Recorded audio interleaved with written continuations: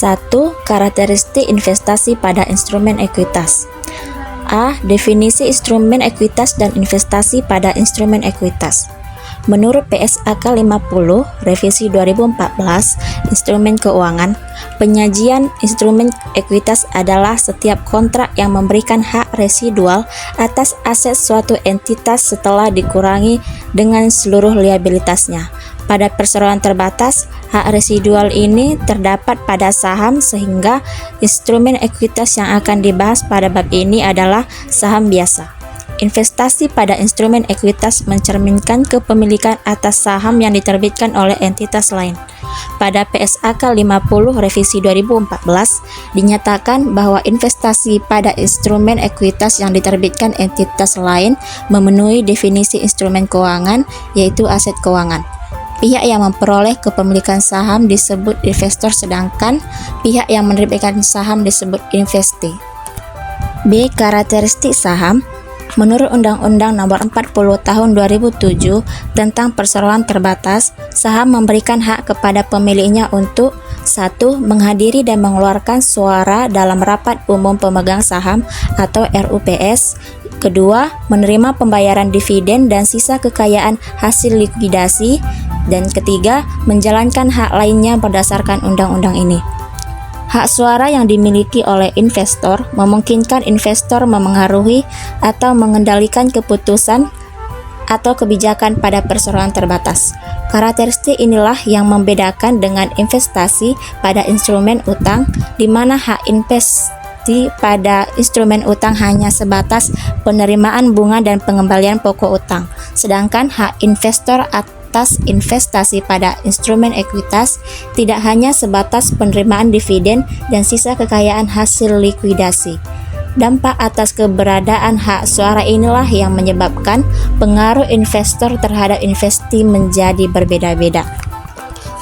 C. Pengaruh signifikan. Pengaruh signifikan oleh investor umumnya dapat dibuktikan dengan indikator berikut. 1. Keterwakilan dalam Dewan Direksi dan Dewan Komisaris atau organ setara di investee. 2. Partisipasi dalam proses pembuatan kebijakan, termasuk partisipasi dalam pengambilan keputusan tentang dividen atau distribusi lainnya. Yang ketiga, adanya transaksi material antara entitas dengan investee. Yang keempat, pertukaran personal manajerial. Yang kelima, penyediaan informasi teknis pokok. Dalam menentukan pengaruh signifikan ataupun pengendalian, harus mempertimbangkan hak suara potensial yang berasal dari waran, opsi beli saham, instrumen utang atau instrumen ekuitas yang dapat dikonversi menjadi saham biasa atau instrumen sejenis lainnya yang mempunyai potensi untuk menambahkan hak suara investor atau mengurangi hak suara investor lainnya. D. Contoh hak suara potensial. Investor A, B, dan C memiliki saham investee masing-masing sebesar 18%, 15%, dan 12%. Sisanya dimiliki oleh beberapa investor D sebagai pemegang saham pengendali. Jumlah lembar saham investee yang beredar 1 juta lembar. Lembar A dan B masing-masing juga memiliki waran yang diterbitkan investee sebanyak 30.000 dan 20.000 lembar. Setiap lembar waran memiliki hak untuk membeli 1 lembar saham investee pada harga yang telah ditentukan selama kurun waktu 3 tahun. Pada tahun ini, hak atas waran tersebut sudah dapat dilaksanakan. Jika hanya mengacu kepada presentase kepemilikan, maka investor A tidak memiliki pengaruh signifikan. Namun hak suara potensial atas waran harus diperhitungkan sehingga presentasinya menjadi investor A 18% dengan aktual 180.000, potensi hak suara 30.000, jumlah 210.000. Persen akhirnya itu sebesar 20%. Investor B 15%, aktual 150.000, potensi hak suara 20.000, jumlah 170.000. Persen akhirnya itu 16,2%. Investor C 12%, aktual 120.000, potensi hak suara tidak ada, jumlah 120.000, persen akhir 11,4%. Investor D 55%, aktual 550.000, potensi hak suara tidak ada, jumlah 550.000, persen akhirnya sebesar 52,4%. Jumlahnya itu semuanya 100%, aktualnya 1 juta, potensi hak suara 50.000, jumlah 1.050.000, persen akhirnya 100%. 2. Metode akuntansi atas investasi pada instrumen ekuitas. A. Metode biaya dan nilai wajar. Dalam PSAK 55 revisi 2014, aset keuangan berupa investasi pada instrumen ekuitas diukur pada nilai wajar, sedangkan investasi pada instrumen ekuitas yang tidak memiliki kuotasi dan tidak diukur pada nilai wajar karena nilai wajarnya tidak dapat diukur secara andal, dapat diukur pada biaya perolehan. Pada metode biaya, investasi diakui dan diukur sebesar biaya perolehannya, sehingga jika tidak terdapat penambahan atau penjualan sebagian atas investasi tersebut, maka nilai investasi tidak akan berubah dan disajikan juga sebesar biaya perolehan. Karena acuan pengakuan, pengukuran, dan penyajian adalah biaya perolehan, maka disebut dengan metode biaya. Sementara itu, pada metode nilai wajar investasi, pada awalnya diakui sebesar biaya perolehan. Namun, selanjutnya diukur pada nilai wajar dan disajikan pada nilai wajar tanggal pelaporan. Oleh karena acuan pengukuran dan penyajian adalah nilai wajar, maka disebut dengan metode nilai wajar. Pengakuan dan pengukuran. Pada metode biaya, investasi pada awalnya diakui sebesar biaya perolehan. Setelah pengakuan awal, investasi tetap diukur pada biaya perolehan. Ketika investi mengumumkan dividen, investor mengakuinya sebagai pendapatan secara proporsional atas kepemilikan sahamnya. Nilai investasi dengan metode biaya hanya berubah jika ditambah, dijual, atau mengalami penurunan nilai. Sedangkan pada metode nilai wajar, perlakuan akuntansinya hampir sama dengan metode biaya, kecuali setelah pengakuan awal investasi diukur pada nilai wajar.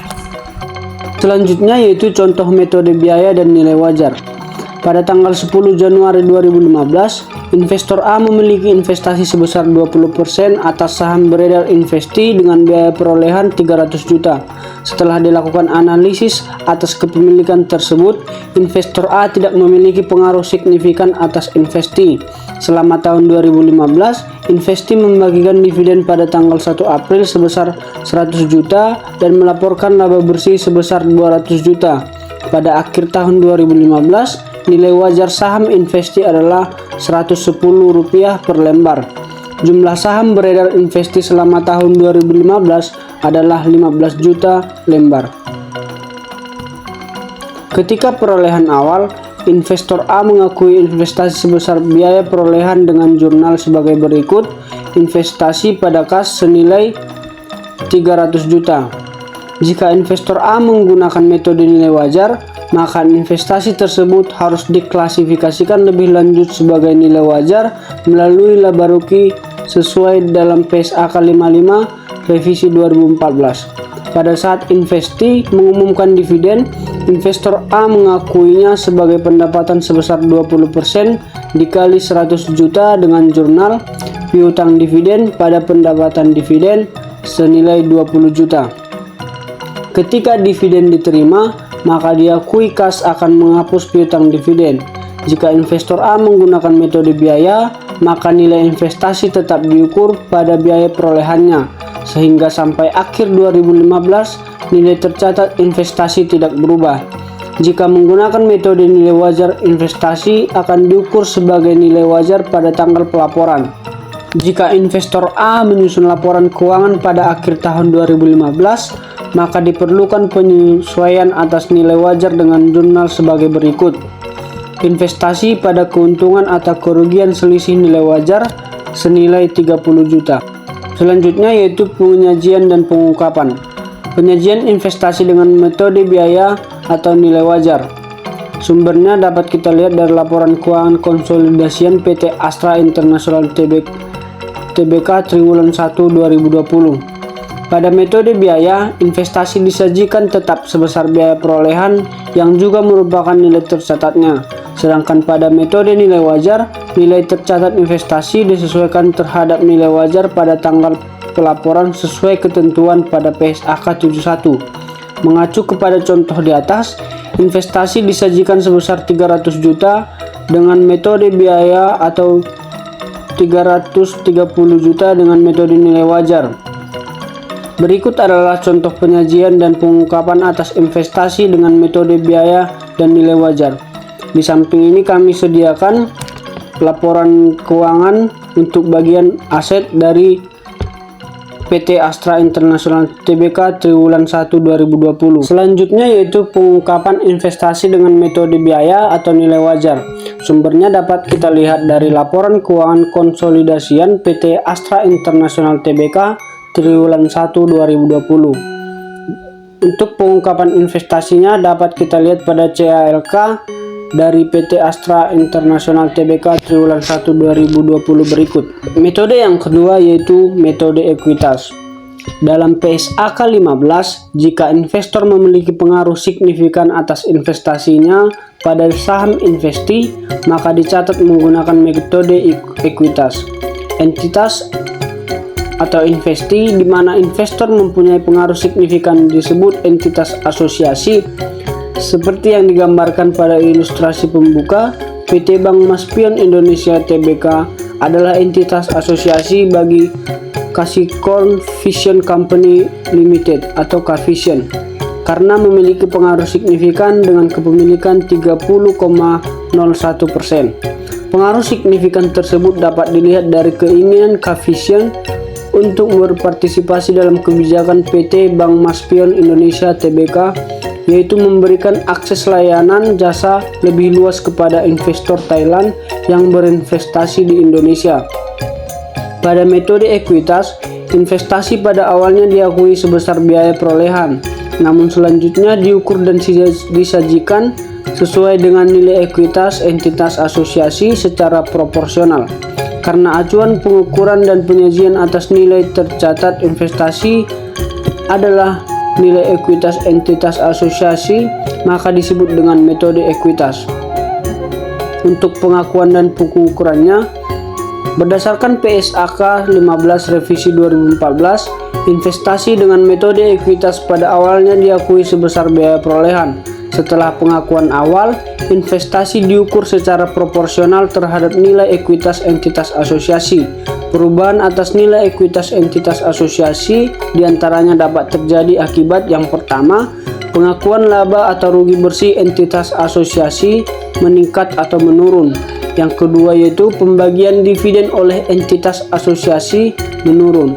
Yang ketiga yaitu pengakuan penghasilan komprehensif lain oleh entitas asosiasi meningkat atau menurun. Dengan demikian, investor menurunkan nilai tercatat investasinya secara proporsional karena nilai ekuitas entitas asosiasi turun jika dividen diumumkan.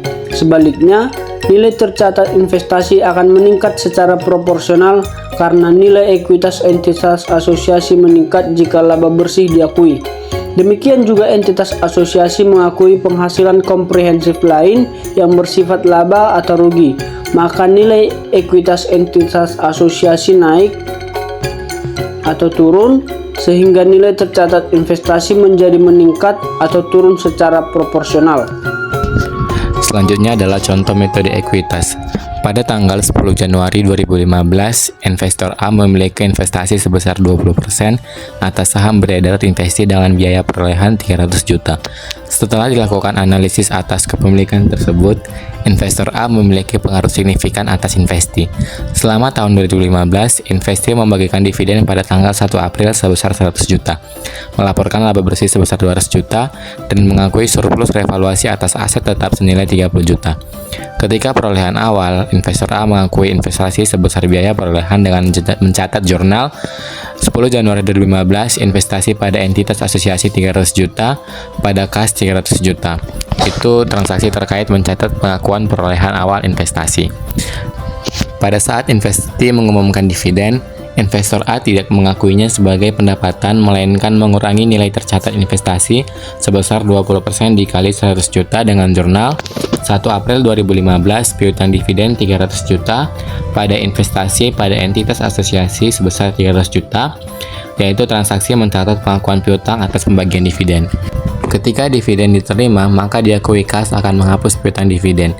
Pengakuan bagian laba bersih oleh investee mengakibatkan nilai ekuitasnya meningkat, sehingga investor juga meningkatkan nilai tercatat investasinya sebesar 40 juta yang didapat dari 20% dikali 200 juta dengan jurnal sebagai berikut.